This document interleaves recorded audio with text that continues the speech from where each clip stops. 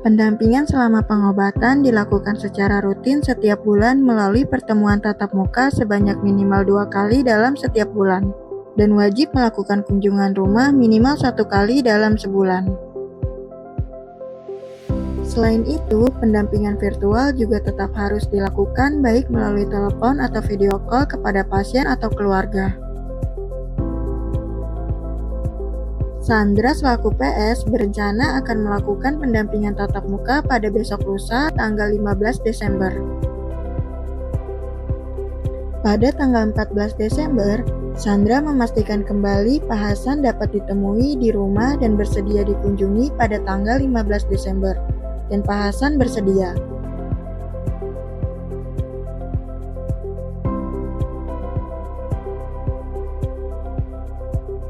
Bagaimana kabar Pak Hasan hari ini?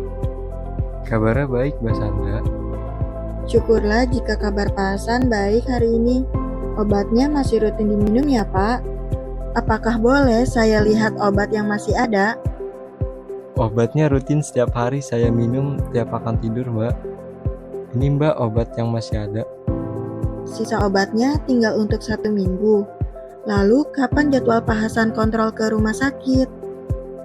Saya kontrolnya 1 minggu lagi, Mbak. Nanti Bu Hasan juga mengingatkan untuk jadwal kontrolnya dan memantau Pak Hasan untuk selalu minum obat secara rutin. Ada yang harus saya tanyakan kepada Bu Hasan. Apakah Bapak rutin menggunakan masker dan apakah makan setiap hari rutin dan tidak muntah? Iya Mbak, Pak Hasan rutin menggunakan masker dan bisa makan setiap hari, tidak muntah dan kadang saya sediakan susu juga. Jadi untuk makan Pak Hasan tidak mengalami kendala ya? Kira-kira apakah masih ada yang ditanyakan lagi? Apakah TB ini dapat menular kalau saya makan dengan piring yang sama dengan Pak Hasan? Tidak Bu, penyakit TB ini menular melalui udara.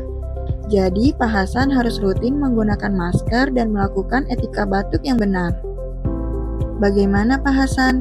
Apakah mengalami kesulitan untuk menggunakan masker dan melakukan etika batuk?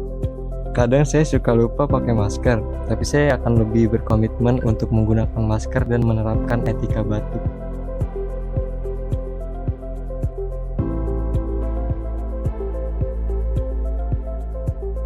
PS melanjutkan edukasi dan pemantauan sesuai aspek pada formulir pendampingan seperti berat badan, kondisi mental, dan efek samping yang dialami.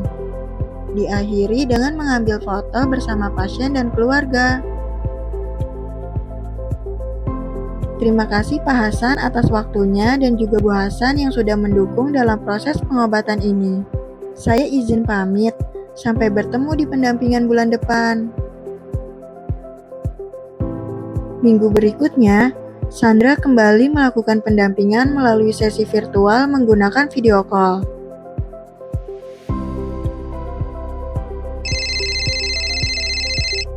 Halo, selamat pagi Pak Hasan. Bagaimana kabarnya hari ini? Kabar saya baik, Mbak. Syukurlah jika kabarnya baik, Pak. Masih rutin minum obatnya ya, Pak? Atau ada keluhan yang mau disampaikan? Obatnya masih saya minum rutin, Mbak. Kalau keluhannya sekarang lagi kesemutan aja. Luar biasa, Pak Hasan masih tetap rutin minum obatnya. Tetap semangat ya, Pak. Coba telapak tangannya dibuka dan dikepalkan 30 kali. Contoh seperti ini ya, Pak. Apakah gerakan saya terlihat dari layar handphone Pak Hasan? Iya, betul, Pak. Seperti itu. Sebanyak 30 kali ya, Pak. Dan diulang lagi 3-4 kali selama keluhan kesemutan di telapak tangan masih ada. Nanti Bu Hasan boleh bantu menghitung ya. Selanjutnya ini saya mau lihat jumlah obat yang masih ada, Pak. Apakah Bu Hasan bisa mengambilkan? Dan tolong ditunjukkan satu-satu ya, Pak. Ini Mbak obat yang masih sisa. Pak Hasan, ini obatnya masih untuk 2 minggu lagi ya. Berarti nanti 2 minggu lagi Pak Hasan harus kontrol ke rumah sakit ya. Nanti saya standby di sana. Iya betul Mbak, jadwal kontrol lagi 2 minggu lagi. Baik Pak Hasan, kira-kira ini masih ada yang ingin ditanyakan tidak Pak? Sementara tidak ada Mbak. Oke Pak, jika tidak ada yang ingin ditanyakan lagi, Saya akhiri video call ini ya Pak. Tetap semangat untuk Pak Hasan dan Ibu. Sampai jumpa 2 minggu lagi untuk kontrol di rumah sakit. Saya izin tutup teleponnya ya Pak. Dalam pendampingan rutin baik sesi tatap muka maupun virtual, PS perlu memastikan kondisi pasien dan kepatuhan pengobatan. Pendampingan rutin tidak hanya menyasar pada pasien, namun juga anggota keluarga selaku pihak yang terdekat dengan pasien.